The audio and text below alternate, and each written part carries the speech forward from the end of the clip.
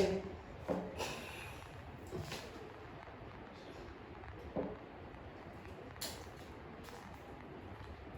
Once again, welcome to excellent Wassce tutorials, a platform that we normally share with you some kind of lessons on history, government, theories, and others.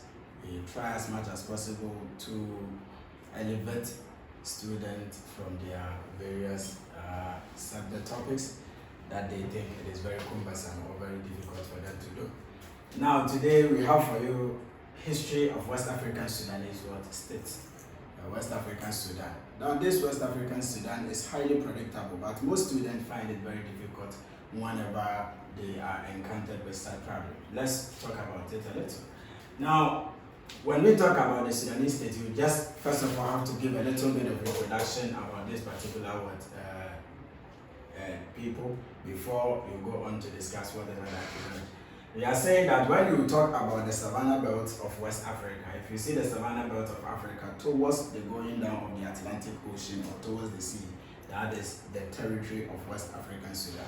So we are just simply saying that the savanna belt of West Africa towards the Atlantic seaboard is West African Sudan. Now, these particular areas around 13th century to the 19th century, there were several empires and several kingdoms that emerged around this particular area. And then some of this particular empire and kingdoms that emerged was as a result of core group of people or development of a core group. When we talk about core group begin with family system, of which the family system developed to become a bigger clan. Then this bigger clan will select a leader among themselves to form an empire. Then the empire will develop to form a particular kingdom or a great kingdom for that matter. So from family system to a clan system to a kingdom, then with able leader among the kingdom, it becomes a great empire. So let's talk about some of the empires that were formed in West African Sudan and also the core group of people that developed this particular kingdom. We have the Ghana Empire, one of the biggest empires in West African Sudan by that time.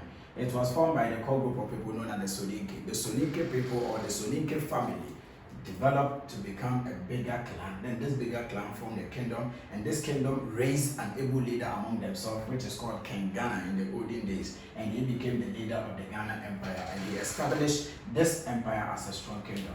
Then we have the Mali Empire. The Mali Empire was also founded by the Mandingo tribe or Malindi tribe. So Mandingo or Malindi form the core group of people that combines to form the Mali Empire. Then Kanibono Empire is also formed by the Kanuri people or the Kanuri tribe. There is a tribe in West African Sudan by that time known as the Kanuri people. And these Kanuri people gathered themselves or combined with just central nucleus, which means able leadership among them or core group of people among them, considering themselves as one family factor to form the Kanibono Empire, that's the Kanuri.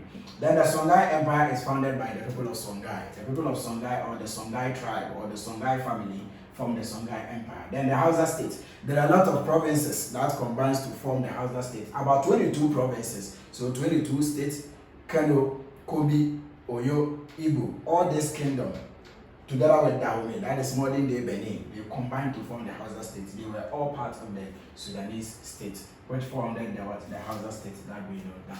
So these are empires and their core group of people. Now let's talk about the factors that led to the rise of the West African Sudanese state.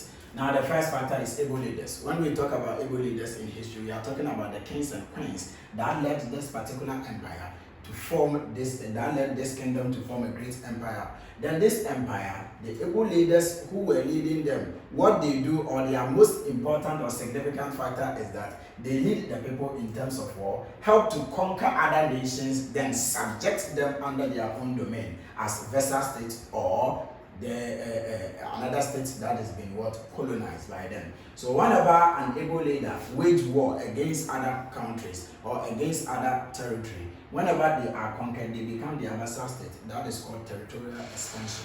So territorial expansion is the work of the able leaders. So each of the empires that were formed in Western Sudan had their able leaders which fought many wars and conquer other people. in order to subject them under their own control or domain to become a vassal state. Some able leaders among the empires. Ghana Empire had an able leader called King Ghana. The Mali Empire also had Sundiata Keita, Mansa Musa, and Sumanguru Kante as their able leaders. As well as the Songhai Empire is also having Askia Mohammed. Then the Mali, the Kanimbono Empire, Sunni Ali, and the rest. These are able leaders.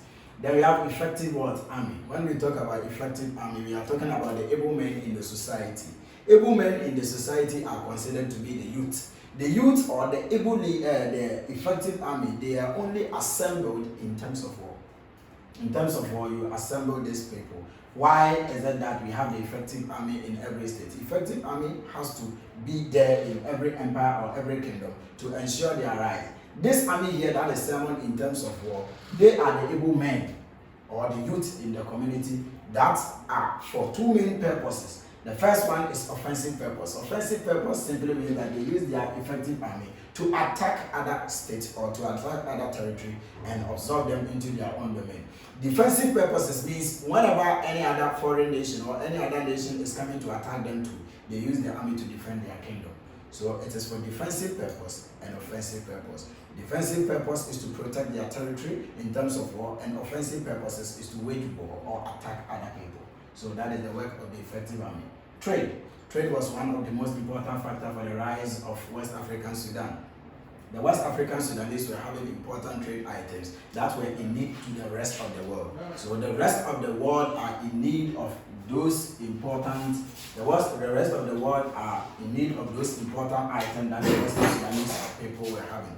Example, they had salt, they had copper, they had ivory, they had gold. These are all important items that were in need for the Persians and the other people.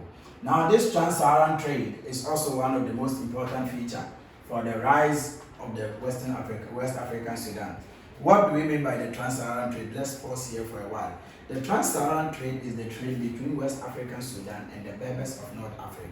The Berbers in the place of Sorodeka in West Africa developed commercial ties. It simply means trade. They developed commercial ties with those people in West African Sudan. And they used the Sahara Desert as trade routes, which were pathways of which they can use to engage in trade, done by the Tuaregs. The Tuaregs were the nomadic tribe or the bushmen among the Bedouin or the Arab tribesmen that paved way on the Sahara because of the use of their camels and horses to pave way on the desert.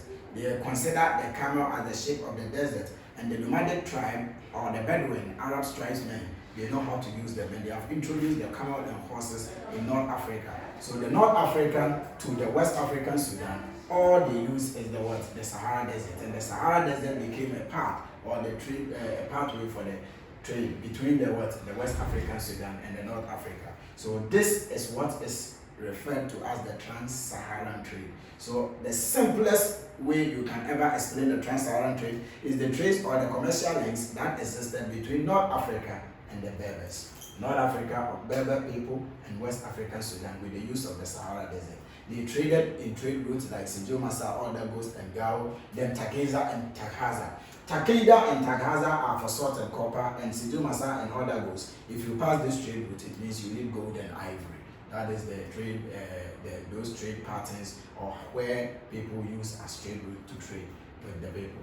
That's the trans-Saharan trade. It's also led to the rise of the West African Sudanese religion. Religion is also a remarkable feature for the rise of the West African Sudan. Islam spread throughout North Africa, and those North African people that came in West African Sudan for trading activity influenced them through trading activity or trade links with Islam. So West African Sudan accepted Islam long ago before it reaches the areas in eastern and central parts of Africa and even southern part. So Islam first entered into African territory through the north, then it spread to West Africa before it spread to other places. So religion. Then we have effective political administration. Effective political system is the way West African people were being governed. They were governed by able leaders, and these able leaders established monarchical system. This monarchical system means that they were ruled by kings and queens. The kings of West African Sudan are expected to rule the people with equity.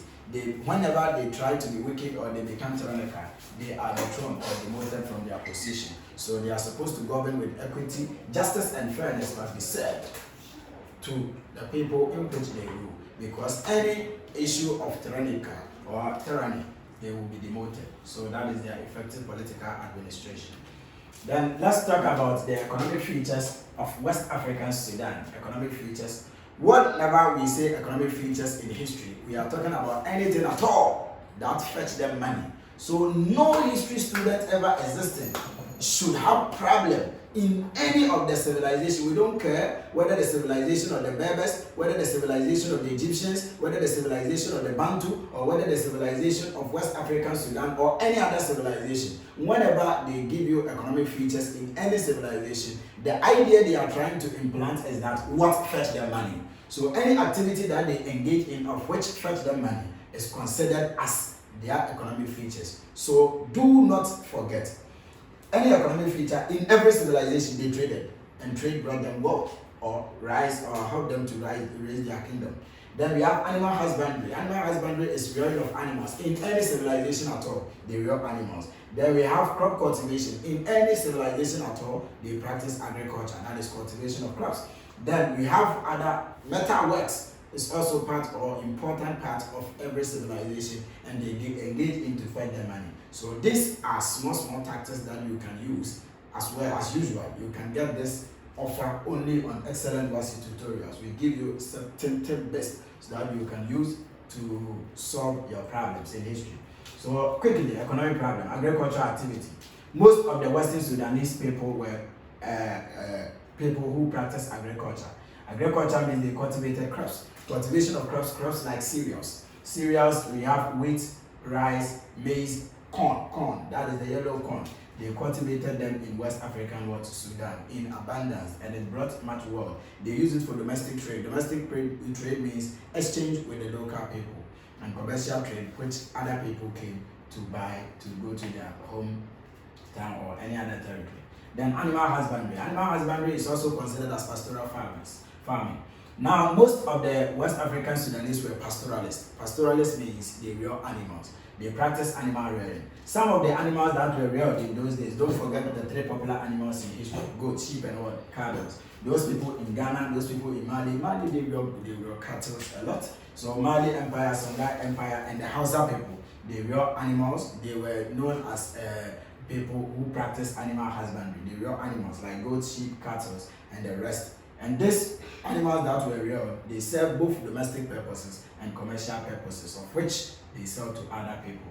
Then we have trading activity, as we have explained in the factors for their rise. They traded with the Berbers, they traded with other people like the Egyptians and the Bantus, they traded with them, which means that they engage in exchange of goods and services. The rest of the world that did certain items like gold, ivory, tortoiseshell, aromatics, and incense, they came to West African Sudan, as well as salt and copper. You come to West African Sudan to get them. That is trade.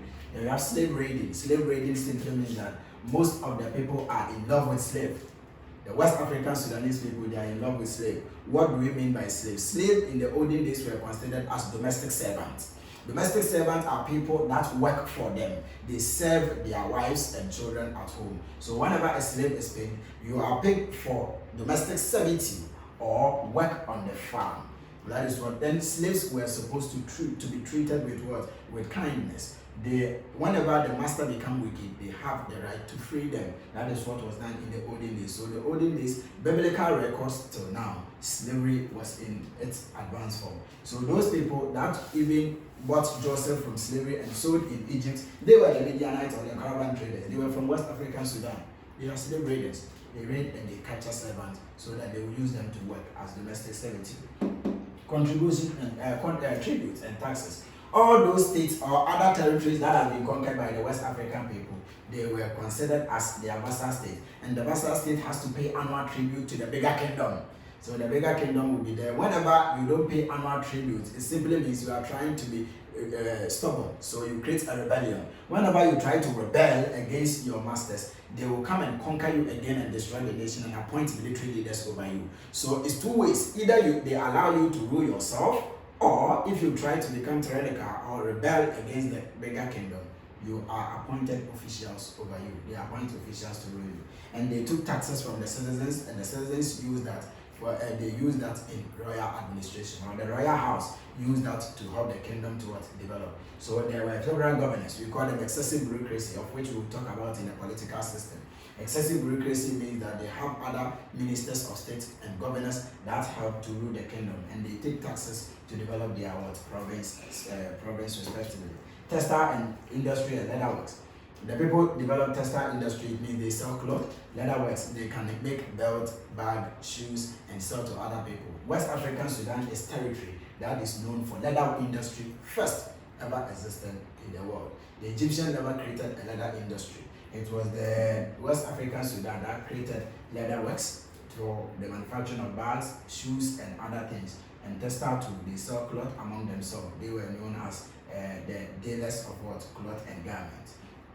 Metal working, they also knew how to use metal. Those metals are gold, copper, and bronze. They knew how to use all of them. They were well versed in iron working. Iron working was introduced to them by the Berbers of North Africa, and they already knew how to use copper. In areas like Tagaza, they were known for copper metallurgy. So they knew how to use copper, bronze. They minted coins, and they engraved or inscribed some of the images of the kings on the coins. So this brings us to the lesson, or the first lesson.